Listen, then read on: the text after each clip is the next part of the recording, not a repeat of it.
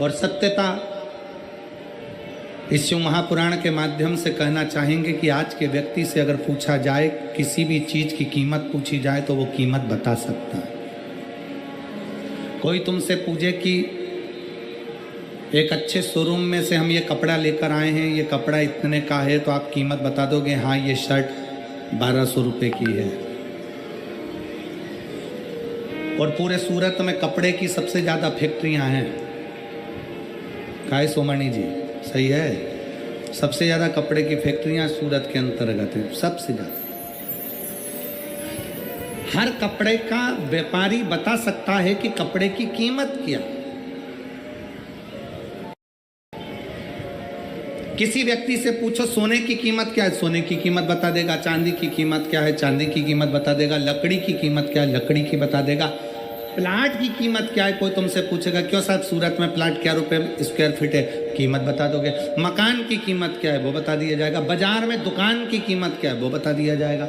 जो घड़ी पहने हो, कोई पूछे तो तुम घड़ी की कीमत बता सकते हो, कपड़े की कीमत बता सकते हो, लकड़ी की कीमत बता सकते हो, प्लाट की कीमत बता सकते हो, सोने चांदी की कीमत बता सकते हो, बर्तन भांडे की कीमत बता सकते हो, गाड़ी की कीमत बता सकते हो, चश्मे की कीमत बता सकते हो।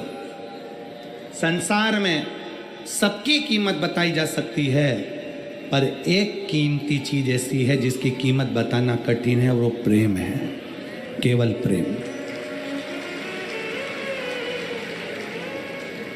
और जिस दिन प्रेम को कीमत से तोला जाए तो समझ लेना कि वो प्रेम श्रेष्ठ नहीं है, वो प्रेम श्रेष्ठ नहीं है। प्रेम की कोई कीमत नहीं है, प्रेम की कीमत होती ही नहीं है, क्योंकि वो इतना अनमोल होता है। शिव महापुराण की कथा कहती है, माता सती नेत्र बंद कर कर बैठी रही, भगवान शंकर सामने डमरू बजाते रहे।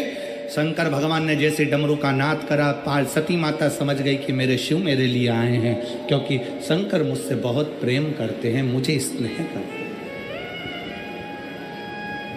शिव मुझे बहुत प्रेम करते हैं, इसलिए शिव आए। और जिस समय आपके प्रेम की प्रबलता प्रबल हो जाए, जिस समय आप शंकर भगवान के मंदिर में दीप लगाने के लिए जा रहे हो, पशुपति व्रत करने के लिए जा रहे हो, सफेद आंकड़े की जड़ बांधने के लिए जा रहे हो, शंकर जी को एक लोटा जल चढ़ाने के लिए जा रहे हो, जब तुम्हारी प्रेम की पराकाष्ठा पूर्ण हो जाए, प्रेम प्रबल हो जाए, प्रेम बढ़ता चले जाए, समझ लेना कि शिव तुम्हारे करीब में आते चले जा रहा है, क्योंकि प्रेम से ही भगवान प्रकट हो सकते। एक बेटी बैठी है यहाँ, एक लड़की बैठी है जो जन्म से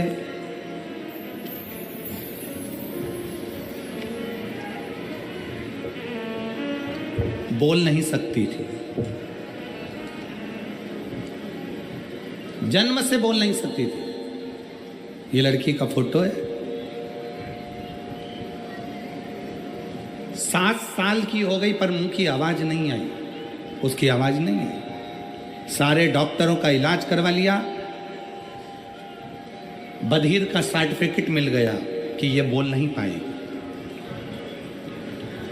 गीता बेन, प्रदीप भाई बारिया, जरा क्लोज करके बताना तो सब लोग पढ़ भी लेंगे उसको कि नाम सही बोला है कि गलत बोला है। गीता बेन, प्रदीप भाई बारिया, घर number 30, Radhika park, society, Poona भावे सूरत। कहीं बैठी हो तो हाथ हिला सकती हैं, अगर कहीं बैठी हो तो हाथ हिला सकती हैं। गीता बेन, प्रदीप भाई बरिया, घर number 30, Radhika park, society, Poona भावे सूरत।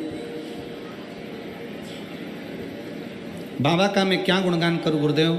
मेरी बेटी की उम्र 7 वर्ष है, उसकी आवाज नहीं आई, वाणी बोल नहीं पाती थी, शब्द नहीं था उसका। उसका सर्टिफिकेट मिल गया बधिर का कि ये बोल नहीं सकती।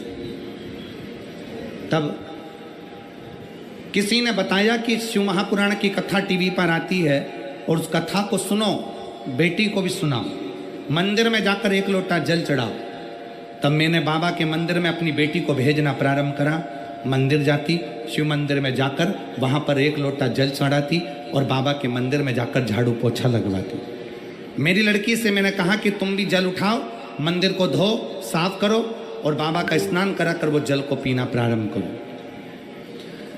बहुत दिन निकल गए पर मेरी बेटी की आवाज़ नहीं आई।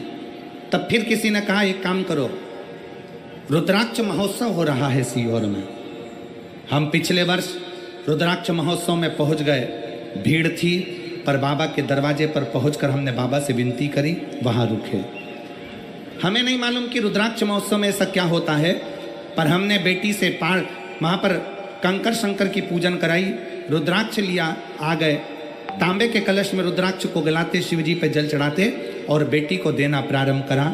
आज मैं बाबा के सामने छाती ठोक कर कहती हूँ, मेरा बधिर का सर्टिफिकेट मैंने फाड़ दिया और मेरी बेटी ने बोलना प्रारंभ कर दिया।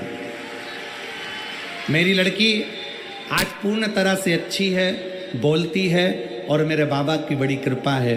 मैं बाबा को यहाँ धन्यवाद देने के लिए आई हूँ। कहीं अगर बैठी हो तो गीता बेन, प्रदीप भाई बारिया अगर बैठे हो तो अवश्य आएँ, और अगर बेटी आई हो तो उसको भी लेकर अवश्य पधारें। शिव भक्ति किसको कहते हैं? शिव की उपासना किसको कहते हैं?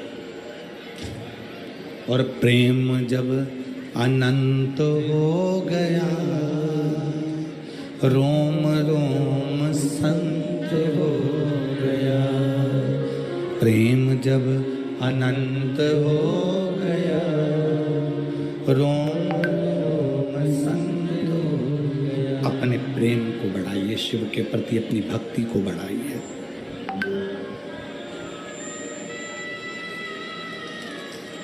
जब शिव की भक्ति बढ़ती है, शंकर की भक्ति अग्रण्य होती है, बढ़ती है, तो शिव अपने आप अपने करीब में आते चले जाते हैं। शंकर स्वयं नजदीक में आते चले जाते हैं। भक्ति को बढ़ाओ। हेलो।